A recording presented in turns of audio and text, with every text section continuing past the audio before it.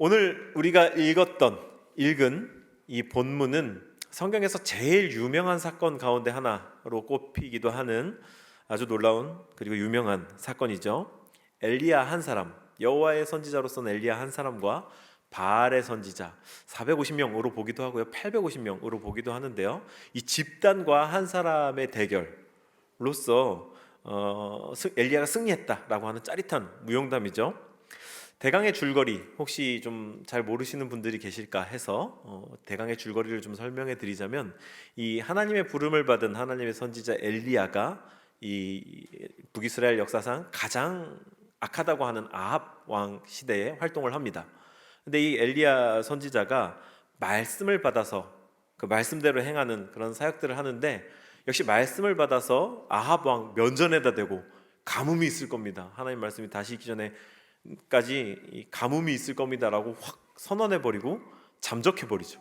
그때부터 실제로 가뭄이 들어서 나라가 굉장한 어려움에 처하니까 이 아합 왕이 화가 나겠죠. 아무리 하나님의 선지자라고 해도 이렇게 그렇게 말해놓고 없어져 버리니까. 그리고 심지어 아합 왕은 악한 왕, 하나님께로 마음이 향해 있지 않았던 사람이기 때문에 이 선지, 이 예언에 대해서 두려워하거나 자신을 돌이키는 게 아니라 화를 내고 악한 마음, 억하심정을 품었죠. 그리고 그 왕비였던 이세벨과 함께 여호와의 선지자들을 찾아서 죽이기 시작합니다. 이동안 엘리야는 이렇게 피신해 있다가 다시 하나님의 말씀을 받고 아합 왕 앞에 나타나서 이런 얘기를 하죠. 하나님의 선지자로서 나 한 사람과, 그리고 이방 이세벨과 그 아세라 신을 섬기는 이세벨의 이 선지자들과 바알의 선지자들을 다 싹 다 모아서 우리가 초자연적인 능력이 어느 쪽에 임하는가를 대결을 하자. 재물을 각도 놓고 양쪽 다 이렇게 재물을 마련해서 어느 쪽에 불이 떨어지는지를 우리 한번 시험을 하자, 이런 제안을 맹랑하게도 하고, 우리가 알다시피 결과를 알다시피 엘리야 선지자가 승리하죠.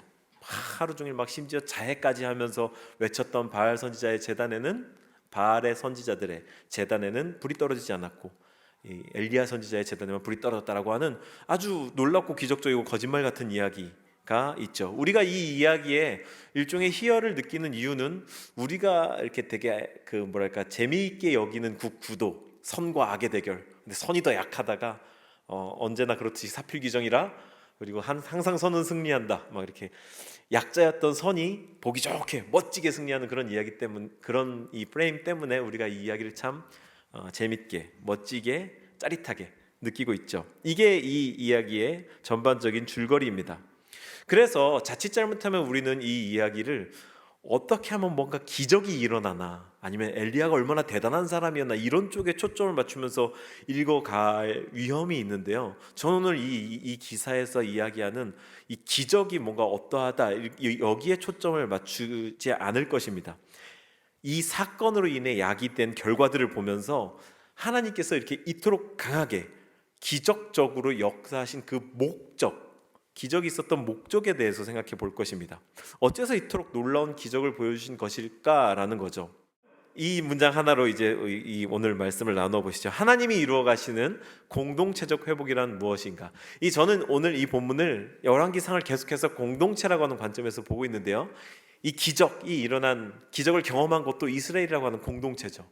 그러니까 이 공동체에게 뭘 원하시지? 뭘 의도하시지? 왜 이 집단적으로 이런 기적을 경험하게 하셨지? 라고 하는 측면을 볼 거라 이 말이죠. 그래서 공동체적 회복을 이루어 가신다. 그리고 오늘 본문에서도 공동체적으로 회복을 이루셨다라는 이야기인데요. 첫 번째로 하나님께서 이루어 가시는 공동체적 회복이란 바로 부르심의 회복입니다. 한번 읽어주시죠. 시작. 부르심의 회복. 네, 정말 그런지 우리 30절 함께 한번 읽어보시죠. 본문의 30절 함께 읽습니다. 시작.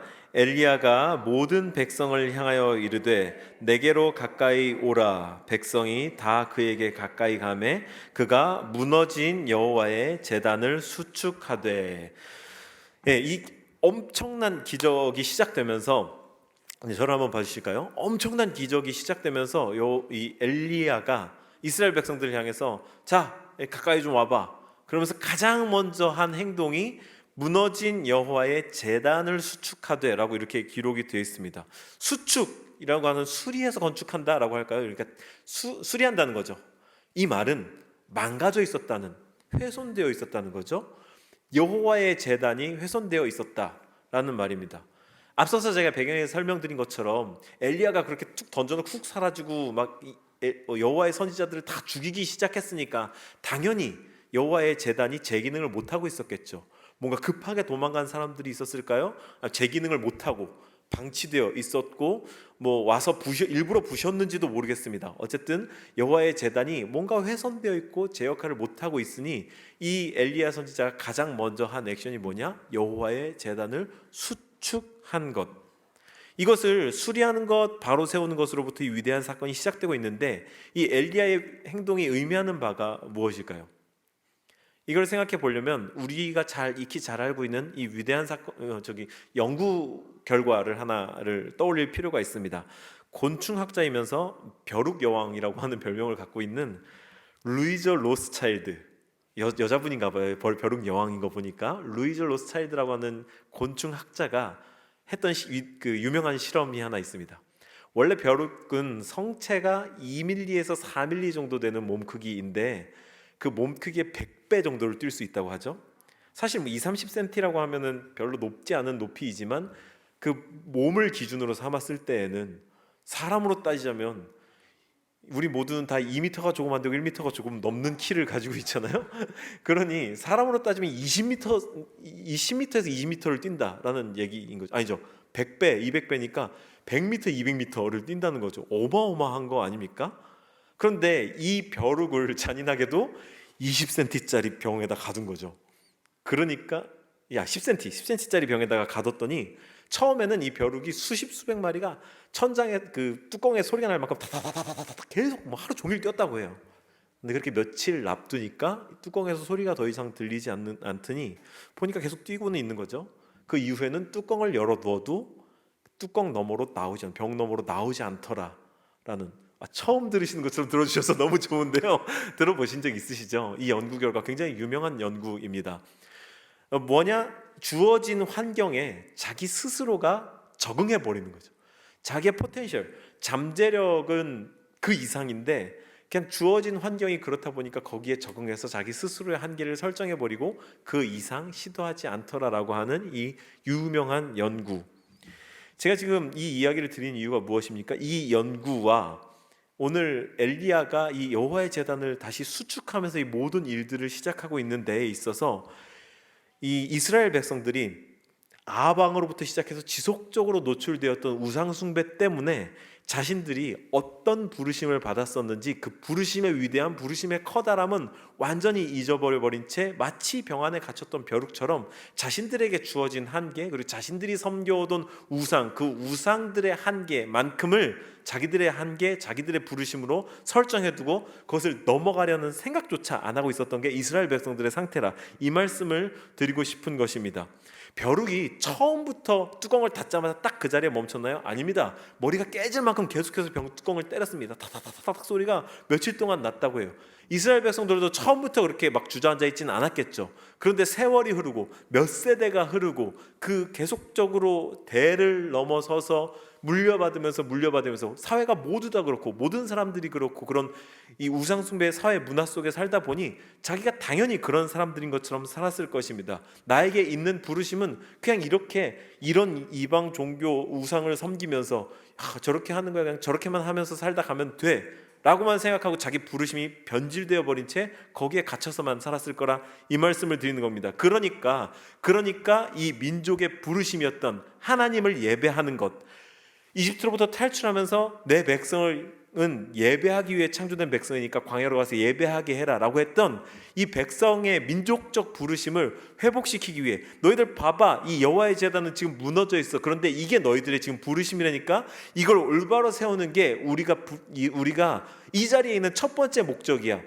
내가 지금 불같은 기적을 하나님께로부터 받아서 행할 텐데 그 기적의 목적은 너희들이 이 부르심을 회복하는 거야 라고 하는 걸 보여주기 위해 첫 단추로 여호와의 제단을 다시 수축하고 있는 것이다, 이 말씀을 드리는 겁니다. 여러분은 어떤 부르심을 갖고 있습니까? 우리가 공동체적으로 이 부르심을 회복해 간다라고 말씀을 드렸는데, 개인적인 차원으로도 가져가서 생각해 보시죠. 어떤 부르심을 갖고 있습니까?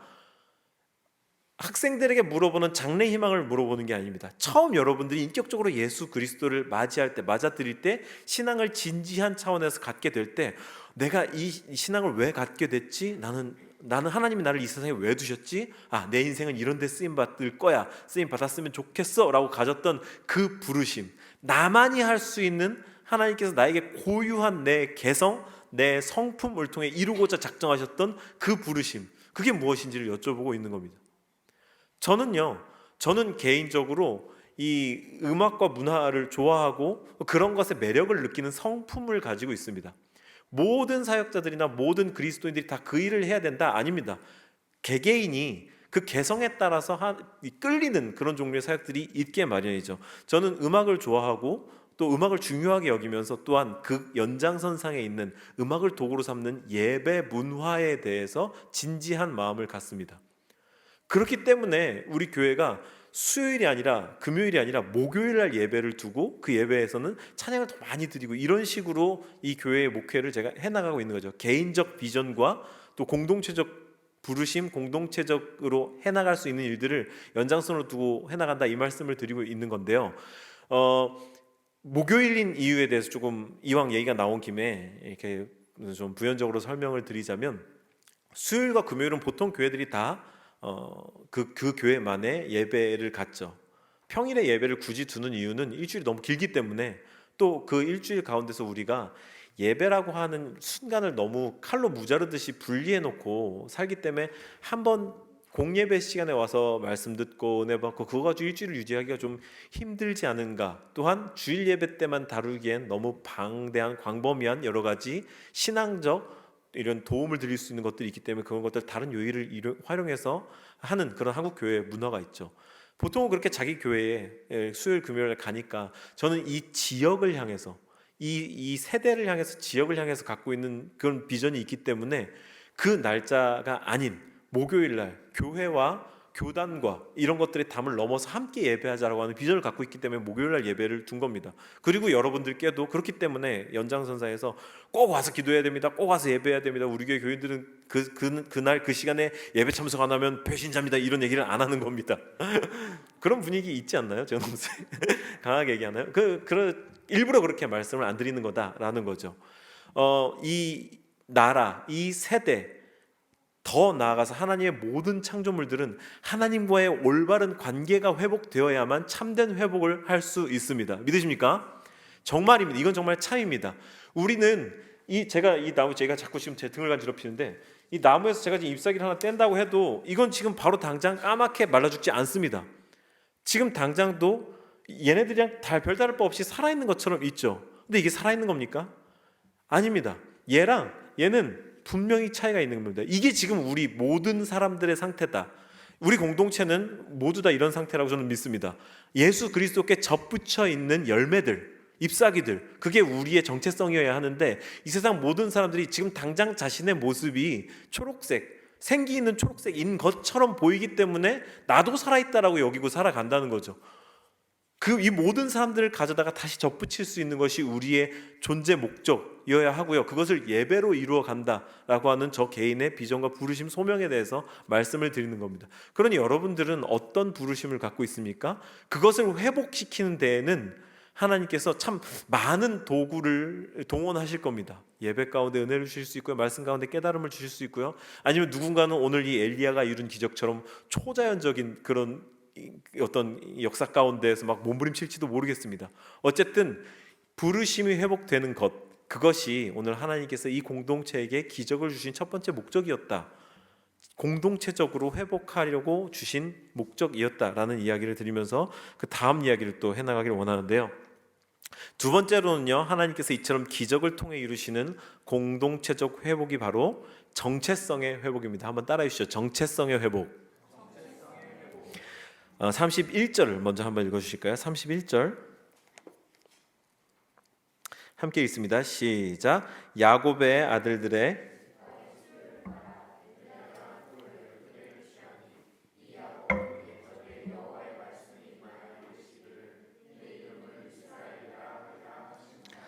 쭉 내려가서 36절도 한번 읽어주시죠. 36절 함께 읽습니다. 시작. 저녁 소재 드릴 때에 이르러 선지자 엘리야가 나아가서 말하되 아브라함과 이삭과 이스라엘의 하나님 여호와여, 주께서 이스라엘 중에서 하나님이신 것과 내가 주의 종인 것과 내가 주의 말씀대로 이 모든 일을 행하는 것을 오늘 알게 하옵소서. 아멘. 31절에 먼저 보니까 네 이름을 이스라엘이라 하리라 하신 자더라, 이렇게 이야기를 하고 있는데요. 이 지금 이스라엘 백성들에게 하는 얘기죠. 한 발 더 나아가서 이 열왕기를 읽는 사람들, 독자들이라고 봐도 포로기 역시 이스라엘 사람들입니다. 이스라엘 사람들이 어떤 사람들입니까? 토라라고 하는 모세오경을 외우는 사람들인데요. 그 사람들에게 마치 남 얘기처럼, 그 사람들이 모르는 얘기처럼, 야 봐봐, 야곱의 아들, 내가 이 12개 돌을 갖고 왔는데 이 야곱은 옛날에 여호와의 말씀에 네 이름을 이스라엘이라 하리라 했던 사람이야, 몰랐지? 라고 얘기하는 것처럼 마치 모르는 사람들에게 설명하듯이 얘기하는, 이거 의아하지 않습니까?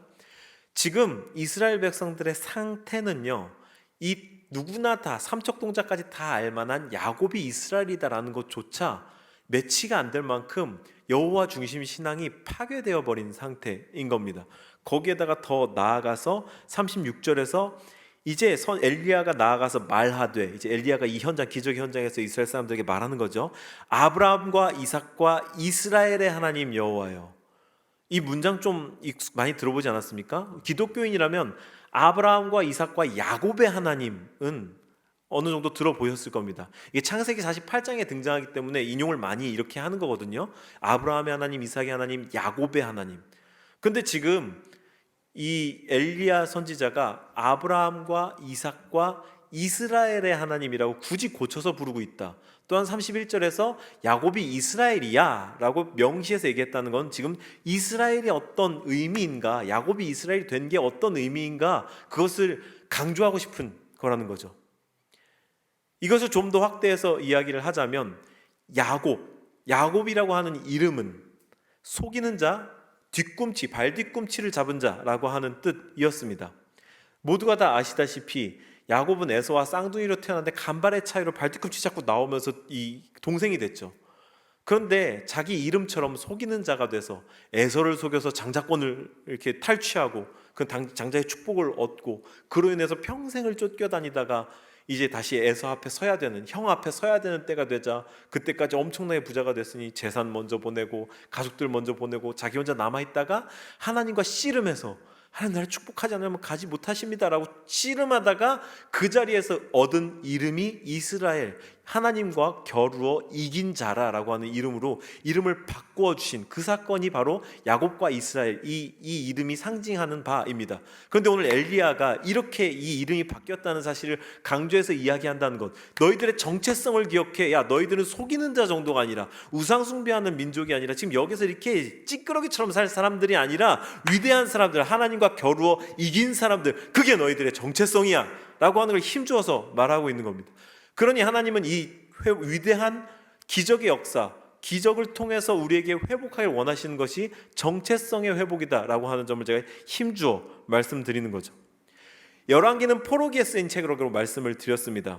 모든 것이 산산조각 나버렸고 과거에 찬란했던 영광, 이런 것들이 다 없었던 것처럼, 거짓말인 것처럼 여겨지는 때에 그 사람들이 우리가 과거에 이랬어라고 받아들고 읽는 책이었다는 거죠. 거기에 왜 이 이야기를 써놓습니까? 거기에 왜 이렇게 오래된 역사, 누구나 다 알고 있지만 잊혀져서 그냥 아주 당연하게 생각하는 것을 강조해서 이렇게 써놓았을까? 기억하라는 거죠. 너희들 어떤 사람들이야? 너희들 그런 사람들 아니야. 우리 선조들이 이렇게 위대했었지. 우리 역사 가운데 이런 일이 있었지.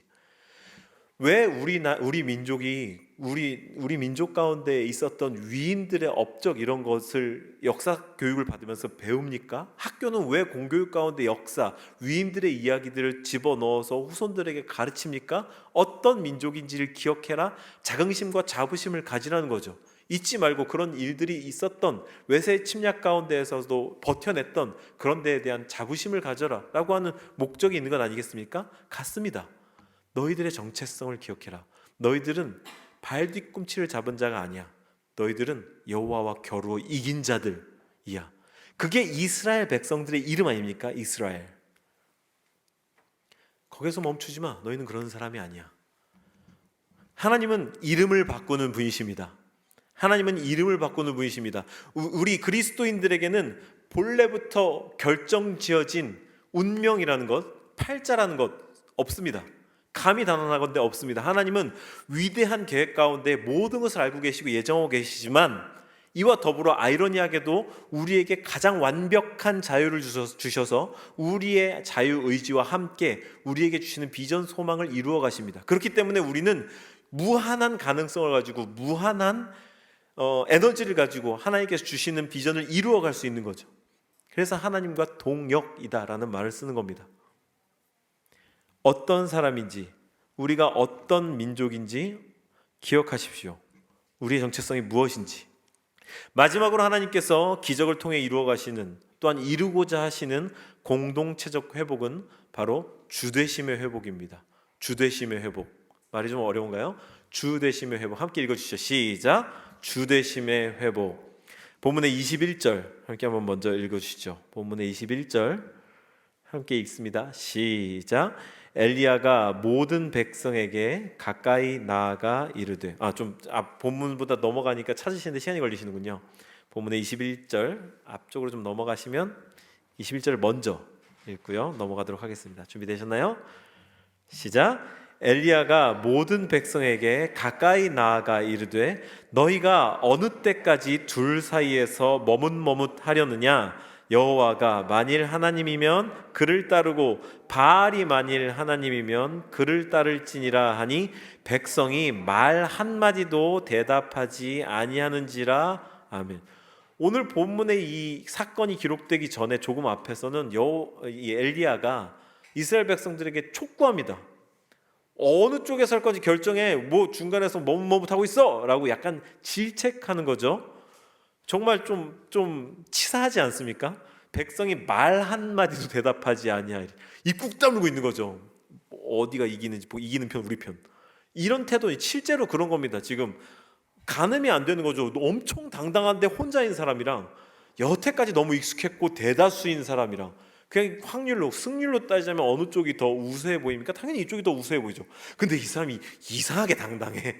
이상하게 당당해. 뭐 믿는 구석이 좀 있는 것 같은데? 라는 생각이 드니까, 그러니까 이 중간에서 지금 한번 판세를 좀 보고 결정할까라는 마음인 거죠. 아, 치사하다, 치사해. 그런데 그러다가 39절, 이 모든 일이 있고 나서 오늘 본문의 가장 마지막 즈음에 있는 39절 보실까요? 39절 읽어주시죠. 시작. 모든 백성이 보고 엎드려 말하되 여호와 그는 하나님이시로다. 여호와 그는 하나님이시로. 두 번이나 얘기하죠. 두 번이나. 히브리어의 이 그 어법에서 반복은 강조입니다.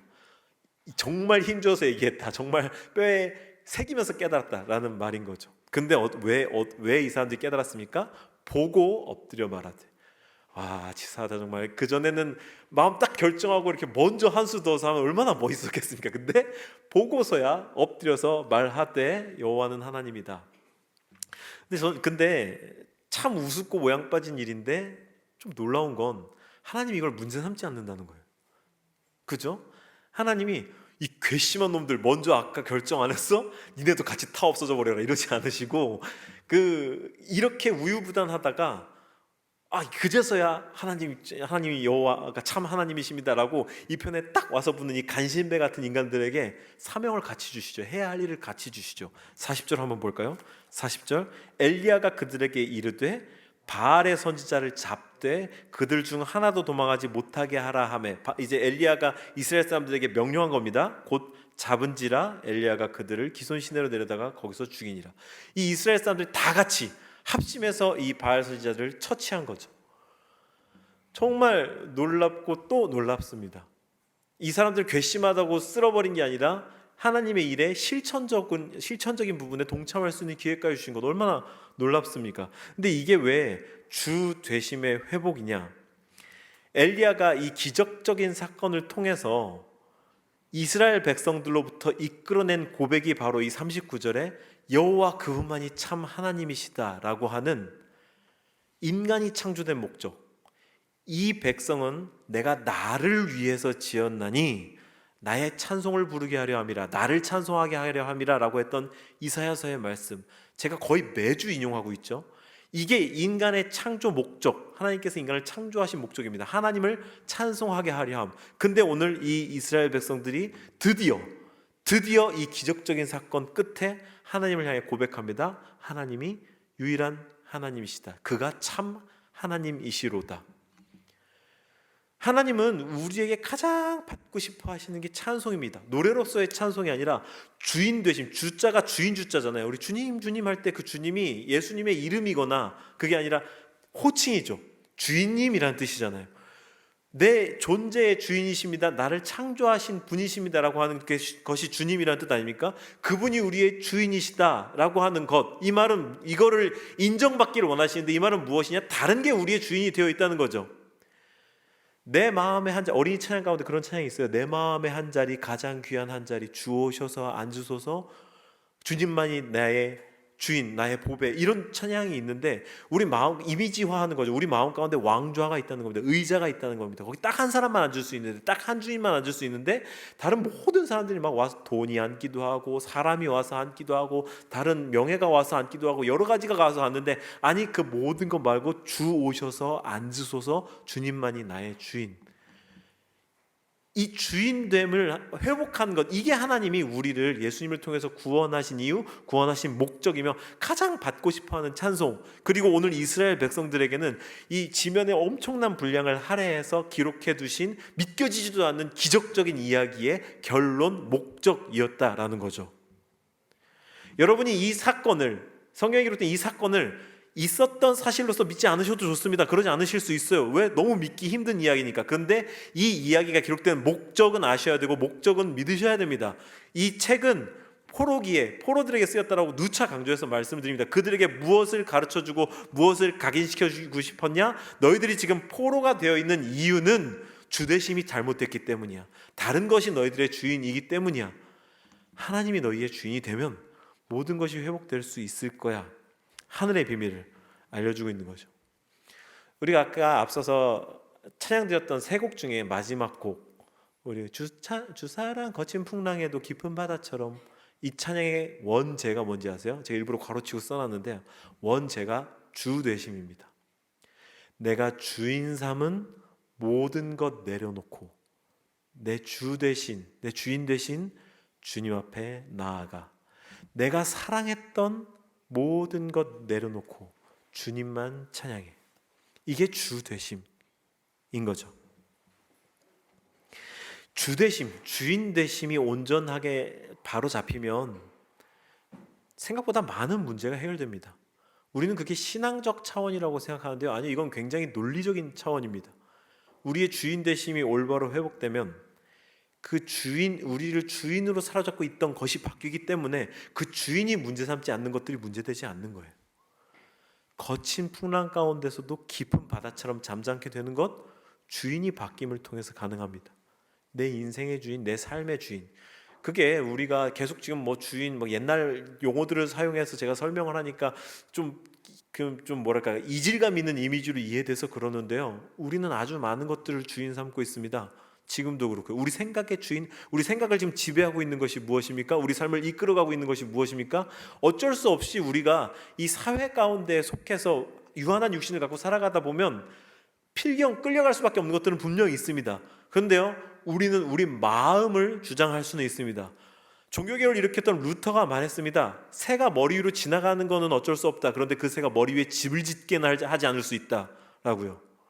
우리 삶이 그 사회 가운데 속해서 살아가야 하는 건 어쩔 수 없지만, 우리가 그것에 끌려가도록 우리의 마음과 생각을 주장하도록 내버려 두지는 않을 수 있습니다. 그게 주되심을 회복하는 실제적인 모습입니다.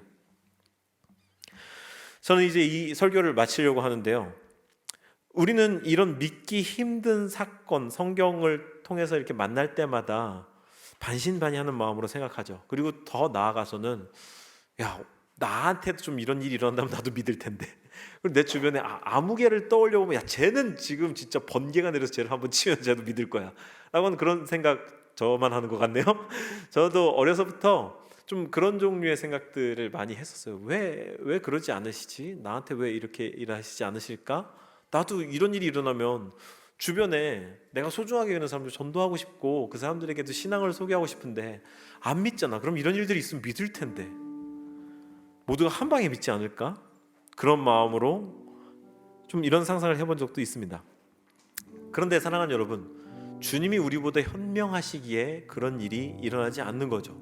그런 사건을 우리에게 주시지 않는 거죠. 무슨 말이냐면 정말 놀라운 사실은 이런 일들을 일상적으로 경험했음에도 불구하고 심지어 오늘 이 사건을 경험한 이스라엘 백성들 이것을 보고 경험했음에도 불구하고 다시 제자리로 돌아가서 여호와 하나님을 섬기지 않더라.